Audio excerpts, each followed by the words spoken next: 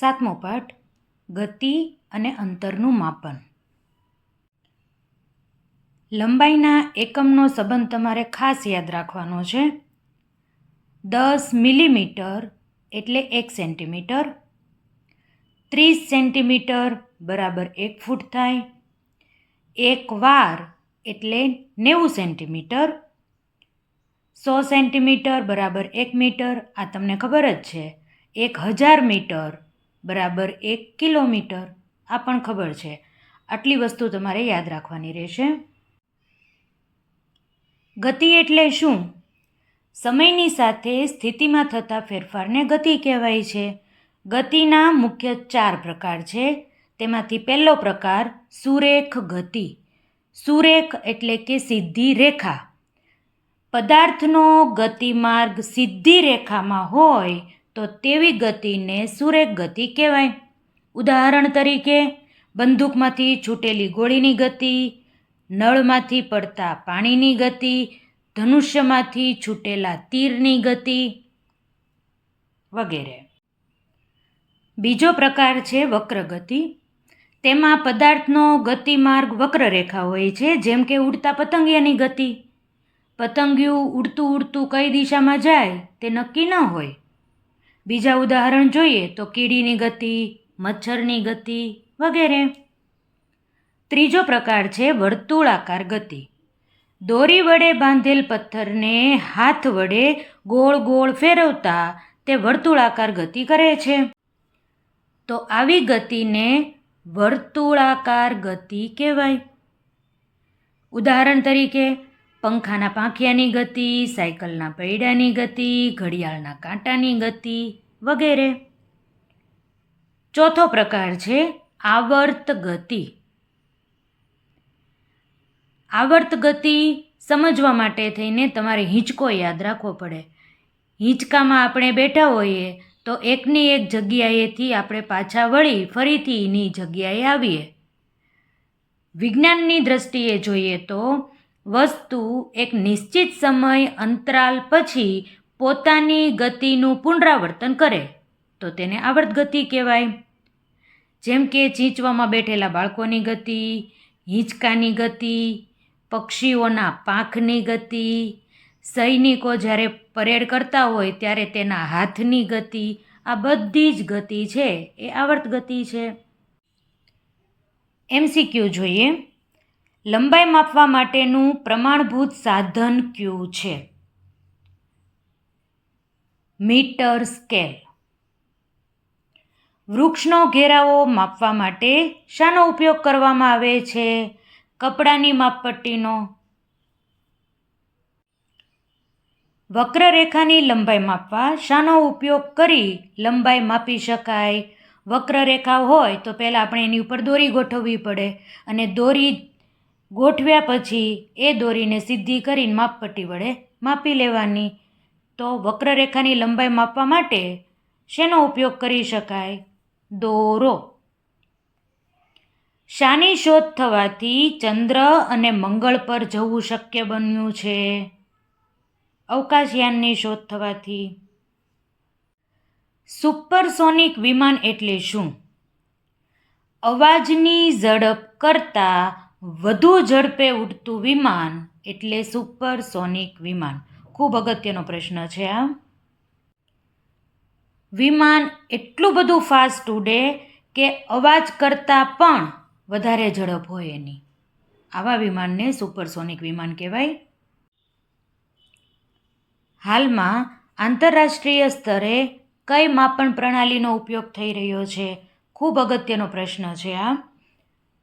SI unit આ માપન પ્રણાલીનો અત્યારે ઉપયોગ થઈ રહ્યો છે. જળચક્રની ગતિ એ કેવા પ્રકારની ગતિ છે? વર્તુળાકાર ગતિ. દરિયાનું પાણી ગરમ થાય, વરાળ બને, વાદળા બને, ઘનીભવન થાય, પાછું પાણી હતું ત્યાં આવી જાય, પાછી એની વરાળ બને, ફરીથી પાછું ઘનીભવન થાય, પાછો વરસાદ આવે, પાછું પાણી મળી જાય.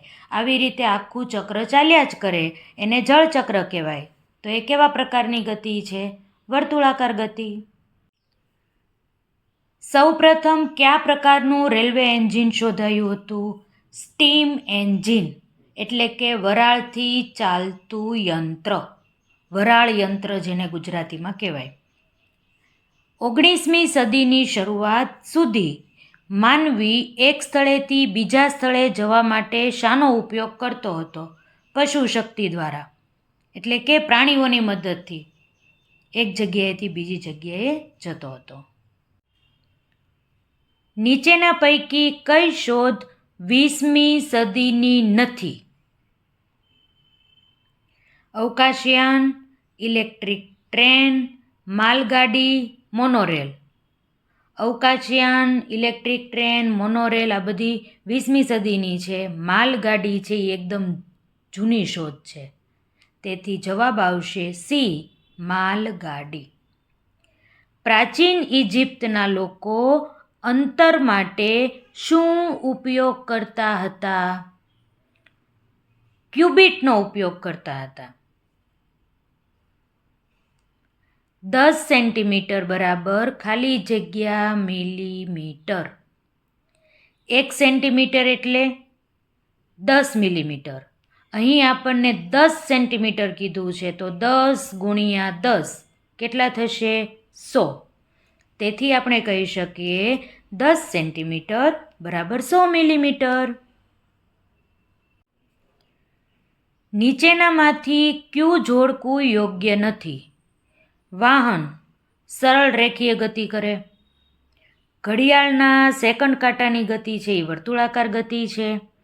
હિંચકા ખાતી છોકરીની ગતિ છે એ આવર્ત ગતિ છે. પંખો સરળ રેખીય ગતિ, આ યોગ્ય નથી. કેમ? પંખો વર્તુળાકાર ગતિ કરે છે. તેથી વિધાન સી છે એ યોગ્ય નથી. 1 મીટરને 100 બરાબર ભાગોમાં વિભાજિત કરવાથી બનતા પ્રત્યેક ભાગને શું કહે છે? 1 મીટરને 100 ભાગમાં બરાબર રીતે વિભાજિત કરવાના છે. હવે 1 મીટરને આપણે સેન્ટીમીટરમાં ફેરવીએ તો 100 સેન્ટીમીટર એટલે 1 મીટર થાય. તો 100 સેન્ટીમીટરને આપણે બરાબર 100 ભાગમાં વહેંચવાના છે. આપણે છેદ ઉડાડીએ તો જવાબ શું મળ્યો? 1 સેન્ટીમીટર. કારણ કે આપણે મીટરને અહીંયા સેન્ટીમીટરમાં ફેરવી નાખ્યું છે. તેથી વિકલ્પ આવશે સી, 1 સેન્ટીમીટર. દોરી સાથે પથ્થરને બાંધી તેને ગોળ ફેરવવામાં આવે તો પથ્થરની ગતિ કેવા પ્રકારની હશે? વર્તુળાકાર ગતિ. નીચેનામાંથી કયું વિધાન સાચું છે? પહેલું વિધાન, લંબાઈના માપન સમયે શૂન્યાંક તરફ માપપટ્ટી તૂટેલી હોય તો શૂન્યાંકથી માપ લેવાને બદલે 1.0 સેન્ટીમીટરથી માપ લેવાનું શરૂ કરવું જોઈએ. આ વાત સાચી જ છે. પછી બાદબાકી કરી નાખવાની.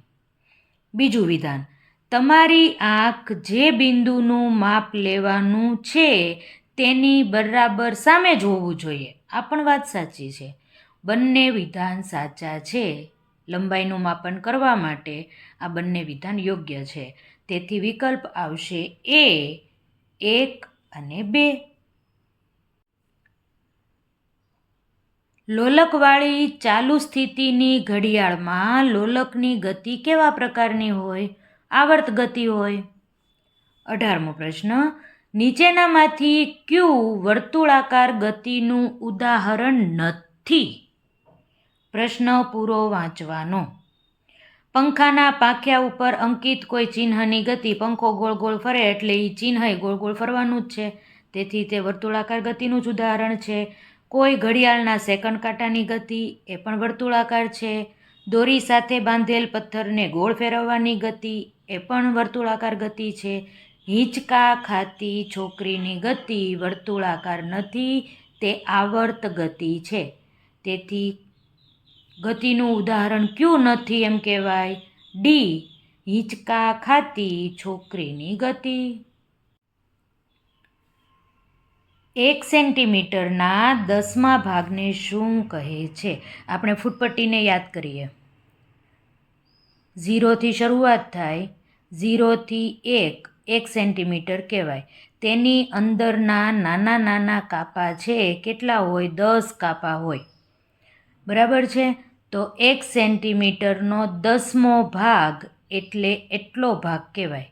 તો એ 1 કાપો કહેવાય ને. એટલે 1 સેન્ટીમીટરનો 10મો ભાગ એટલે 1 મિલીમીટર કહેવાય.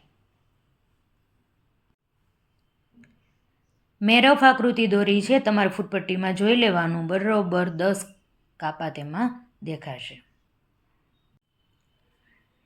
વર્ગખંડની લંબાઈ માપવા માટે કયા સાધનનો ઉપયોગ કરવો વધારે સુવિધાજનક રહેશે? મીટર પટ્ટી, ફૂટપટ્ટી, દોરી કે મેઝરિંગ ટેપ? વર્ગખંડની લંબાઈ માપવાની છે, તેથી મેઝરિંગ ટેપ છે એ યોગ્ય સાધન ગણાશે. કોઈ અનિયમિત આકારની લંબાઈ અથવા કિનારી માપવા માટે શેનો ઉપયોગ કરી લંબાઈ માપી શકાય? દોરીનો. ઉદાહરણ જોઈએ આપણે તો આવી રીતે કોઈ આકાર આપેલો છે અને તમારે એની લંબાઈ માપવાની છે. તો પહેલાં જે આકાર હોય તે આકાર ઉપર તમારે વ્યવસ્થિત રીતે દોરી ગોઠવી દેવાની, ગમે એમ દોરી પડી હોય. અને પછી દોરી ગોઠવાઈને માપ લઈ લેવાનું અને પછી દોરી સીધી કરી અને પછી તે કેટલી લંબાઈ છે તે આપણે માપી શકીએ. તેથી વિકલ્પ આવશે ડી, દોરી. 3.5 મીટરને સેન્ટીમીટરમાં ફેરવો. ચાલો જોઈએ કેટલું આપ્યું છે આપણને. 3.5 મીટર. આ 3.5ને સેન્ટીમીટરમાં આપણે ફેરવવું હોય તો 100 વડે આપણે ગુણવું પડે. પોઈન્ટ દૂર કરીએ તો 35/10 આવે અને પછી આ 100 છે તે 0 ઉડી જાય. 35 × 10 એટલે 350 સેન્ટીમીટર.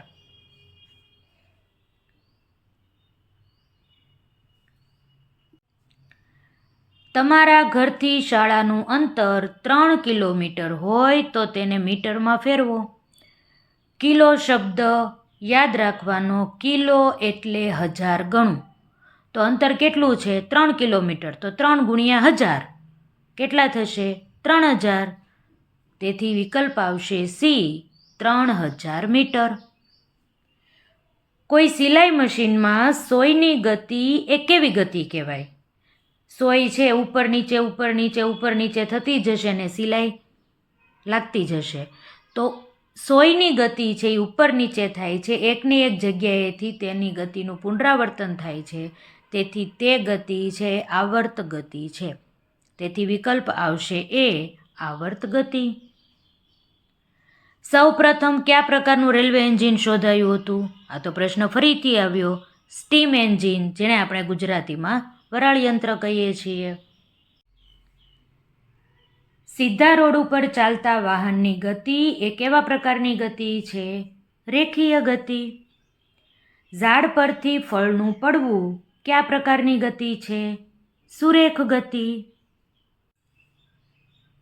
ગિલ્લી દંડાની રમતમાં ઉછાળેલી ગિલ્લી તેના મૂળ સ્થાનથી કેટલે દૂર પડી તેનું અંતર કયા એકમમાં મપાય છે? દંડાની લંબાઈ પ્રમાણે. તમે તો ગિલ્લી દંડો નહીં રમ્યા હો, બરાબર છે. લાકડી લેવાની, નાની અમથી મોય હોય એને આપણે ગિલ્લી કહીએ છીએ, અને બંને બાજુ અણી કાઢેલી હોય. પછી અણીને અડવાનું, ઓલી જે લાકડી હોય ને એનાથી અણીને અડવાનું. અણીને અડીએ ને એટલે ગિલ્લી ઉડે, અને ઉડે ને પછી એને મારવાની, અને કેટલી દૂર ગિલ્લી જાય છે તે માપવાનું. પણ ક્યાંથી? જ્યાં ગિલ્લી પડી હતી ત્યાંથી આપણો જે દંડો છે એટલે કે જે લાકડી છે એનાથી જ ગણવાના કે કેટલી દૂર ગઈ છે. બરાબર છે. એમાં કોઈ મીટર કે પગલાં કે વેંત એવું કાંઈ મપાતું નથી. જેટલો આપણો લાકડાનો ટુકડો આપણા હાથમાં હોય એનાથી જ મપાય છે. તેથી વિકલ્પ આવશે એ, દંડાની લંબાઈ.